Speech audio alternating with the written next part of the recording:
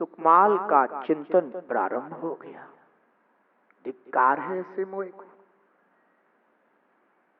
जिन्हें अपना जीवन साथी चुना,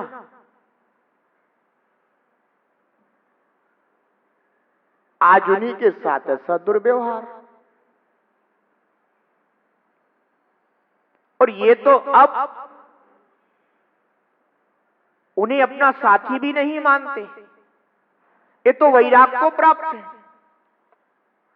ये तो त्रिलोक पूज्य है, ये तो त्रिलोक वंदनीय है, जिनके मन में खेद भी उत्पन्न नहीं हुआ। मैं भी अपने पिता की तरह महान व्रतों का आचरण कर मुनि दशा को प्राप्त करूंगा।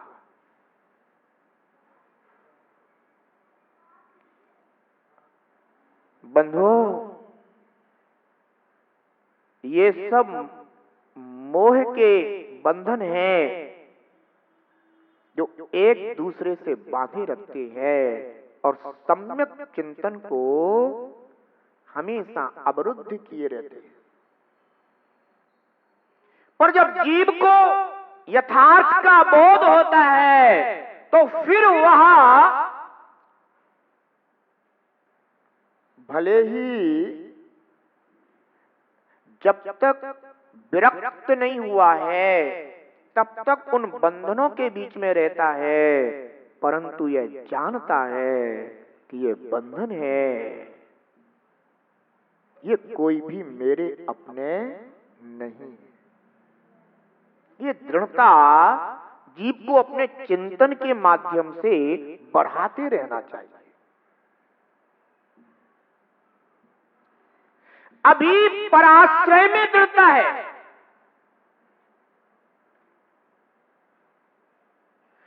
पर मेरा साथी नहीं है, इस चिंतन की दृढ़ता नहीं है। चिंतन तो है पर दृढ़ता नहीं। कभी निर्ग्रंथ संतों के मुख से जिनेंद्र देव की वाणी सुनते हो तो चिंतन तो मिल जाता है, पर चिंतन में दृढ़ता नहीं आती। और जब तक वह दृढ़ता नहीं आएगी तब तक जीव विरक्त नहीं हो पाता। हाँ, विरक्त होने का भाव रखता है। इसलिए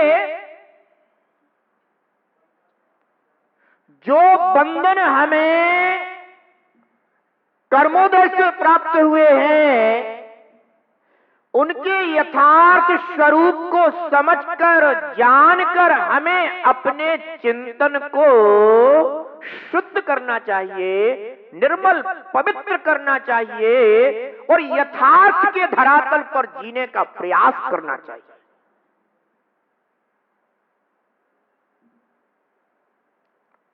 सुकमाल को यथार्थ के धरातल पर जब यह चिंतन प्राप्त हुआ तो उन्होंने दृढ़ निश्चय कर लिया कि मैं अपने पिता के मार्ग पर चलूंगा।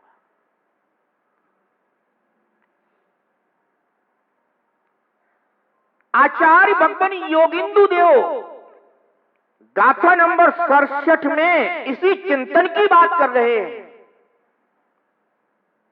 आइएगा देखते हैं।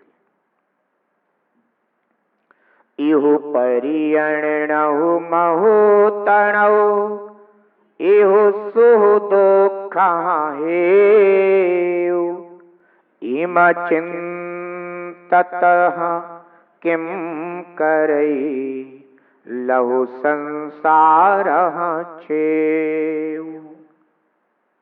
यह कुटुंब परिवार निश्चय से मेरा नहीं है।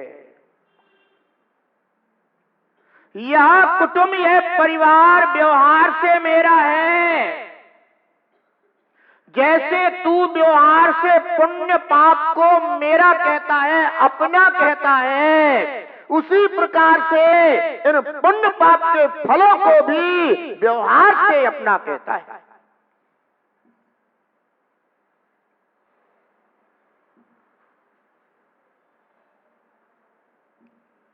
सम्यक दृष्टि जीव अपना चिंतन निश्चय से भी करता है और व्यवहार से भी करता है।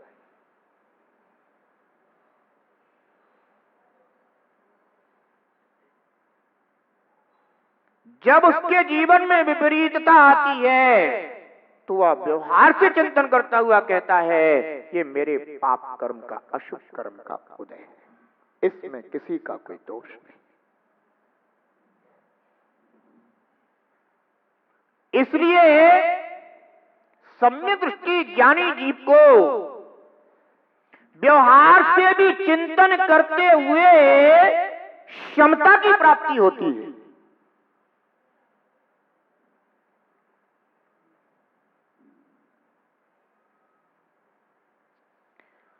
और अज्ञानी जीव व्यवहार से जो चिंतन करता है उसे समता की प्राप्ति ना होकर मात्र अशांति का वेदन होता है।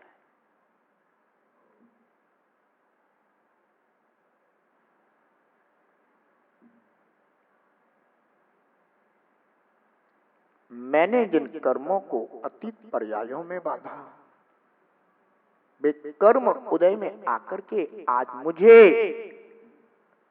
दुख का, पीड़ा का वेदन करा रहे हैं। उस समय जो निमित्त दिखाई देता है उस निमित्त के प्रति द्वेष नहीं आता।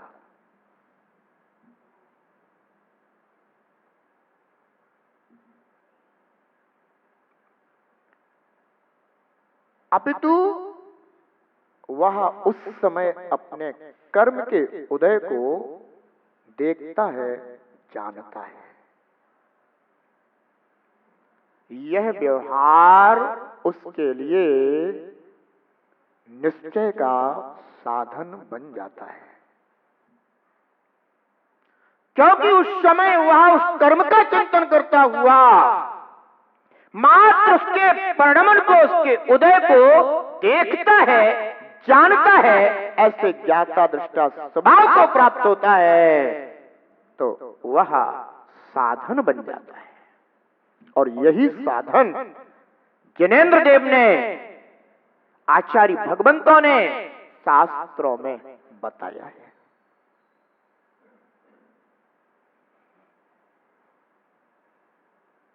अज्ञानी जीव को यह कर्म का व्यवहार दिखाई नहीं देता, इसलिए वह पर को दोष देता है और उसके प्रति नाना प्रकार के अशुभ, खोटे परिणाम करता है। इसका नाम है भूल। ज्ञानी भूल नहीं करता, ज्ञानी चिंतन करता है। अज्ञानी चिंतन नहीं करता, अज्ञानी भूल करता है।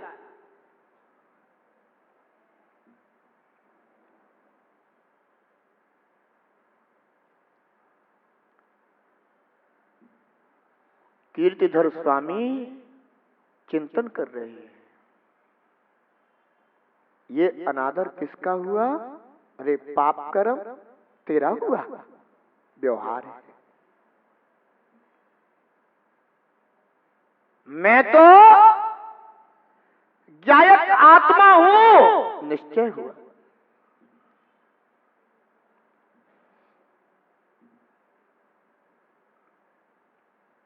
मैं पुण्य पाप के फल उन सबसे भिन्न हूं।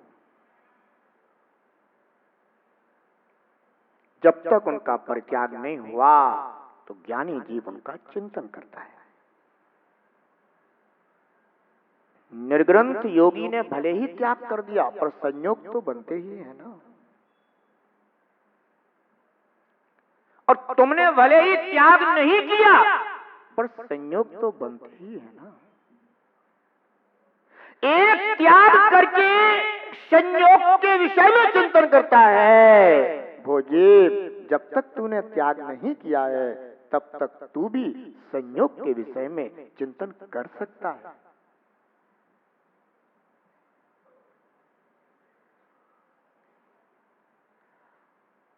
आचार्य देव कहते हैं यह कुटुंब परिवार निश्चय से मेरा नहीं।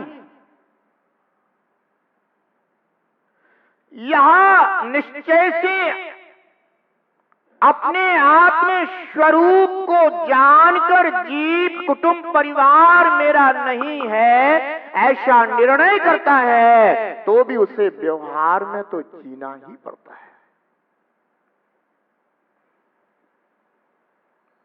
पर जिस जीव ने ऐसा निर्णय प्राप्त किया है उसका व्यवहार में जीना संयोग मात्र होता है।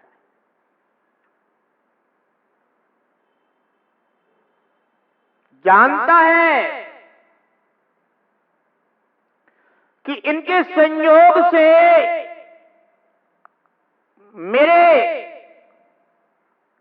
राग द्वेष आदि परिणाम हो रहे हैं, मैं कर्मबंध को प्राप्त हो रहा हूं, पर अज्ञानी के चिंतन में और ज्ञानी के चिंतन में बहुत बड़ा फर्क होता है। उसे बोध रहता है कि ऐसा ऐसा हो रहा है, अज्ञानी को बोध ही नहीं रहता कि ऐसा हो भी रहा है। अज्ञानी तो बंध को समझता ही नहीं है, पर ज्ञानी समझता है कि यह बंध है, इसमें आश्रम हो रहा है, मेरा आत्मा इन व्यवहार निमित्तों के आश्रय से बंध को प्राप्त हो रहा है, परंतु इतनी सामर्थ्य नहीं बन रही कि वह उनका परित्याग करते, परंतु बोध को प्राप्त है। अज्ञानी बोधहीन है, इसीलिए अज्ञानी दुर्गतियों का पात्र होता है और ज्ञानी व्यवहार निमित्तों का आश्रय करता हुआ भी दुर्गति का पात्र नहीं होता।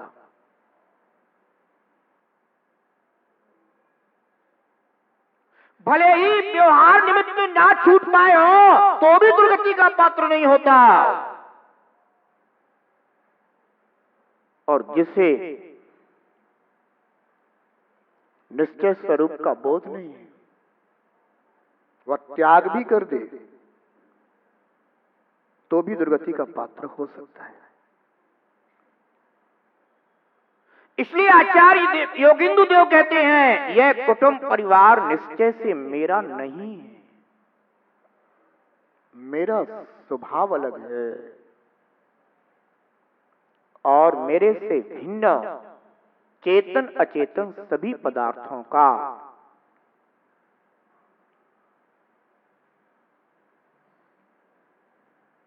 मेरे आत्म प्रदेशों के साथ कभी संयोग नहीं हो सकता। कौन सा? तादात्म संश्लेष तो होता है, तादात्म संबंध नहीं हो सकता।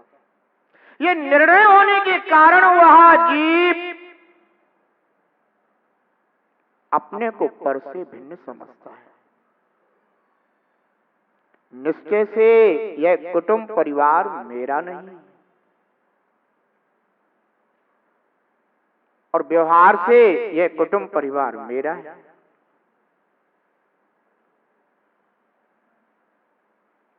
ऐसा कौन मानता है, कौन जानता है? ज्ञानी। व्यवहार से मेरा है और निश्चय से मेरा नहीं। व्यवहार से मेरा है, इसीलिए तो मेरे माता और मेरे पिता, ये व्यवहार चलता है।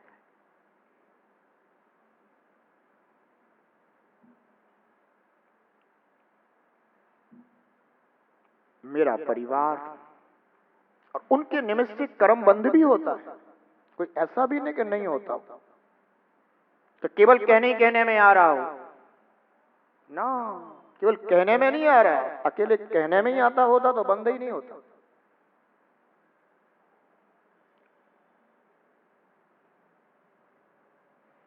और अगर केवल कहने कहने में आ जाएगा तो फिर तो यह भी हो जाएगा चारत्य मोहिनी कर्म है, वो तो केवल कहने में ही आता है, ऐसा नहीं है।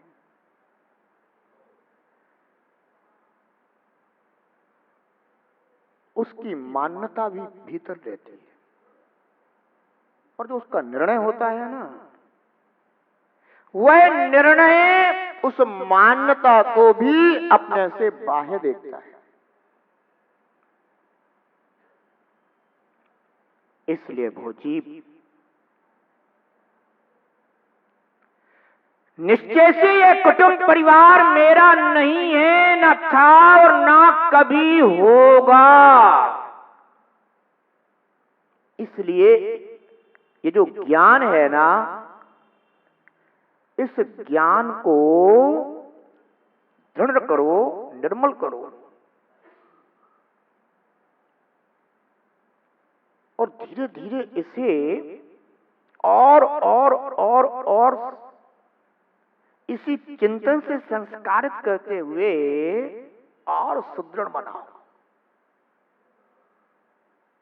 बन जाएगा। क्योंकि जब तुम छोटे से थे ना, तब तुम पापा को थोड़े ना पहचानते थे। क्या चिंतन था तुम्हारा? पर धीरे धीरे आपका वो संस्कार बना तो इतना दृढ़ हो गया कि मरते दम तक भी ना छोड़ोगे, यही कहोगे कि ये हमारे तो पापा।